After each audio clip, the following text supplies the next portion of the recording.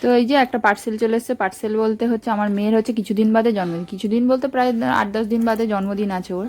তো জন্মদিন হোক নাই হোক, মেজো দাদুর কাছ থেকে গিফটটা আদায় করে নিয়েছে। তো অনেক দিন ধরেই ওর ওই জিনিসটা ইচ্ছে ছিল, তো আমাকে বলেছিল অনেক দিন ধরে, তো আমি দিইনি।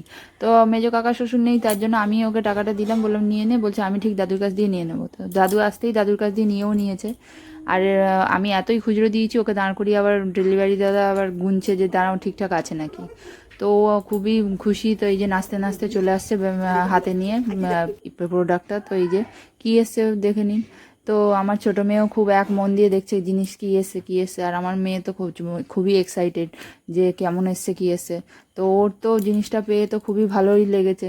আর আমার ছোটো মেয়ে তো ব্যাস কোনো একটু অন্যমনস্ক হয়েছে, কাঁচিটা নিয়ে ওর কাজ শুরু করবে। তো আবার আমার মেয়ে আমার হাতে দিল কাঁচিটা, তো আমার মেয়ে তো খুবই পছন্দ। তো এমন খোলার এতে চেনটাও খুলে বেরিয়ে গেছে। এই যে আবার চেনটাকে তুলতে যাচ্ছে।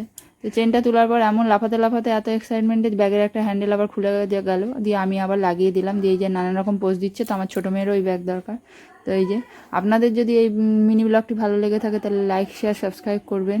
দেখা হবে খুব শীঘ্রই নতুন ব্লগে। আর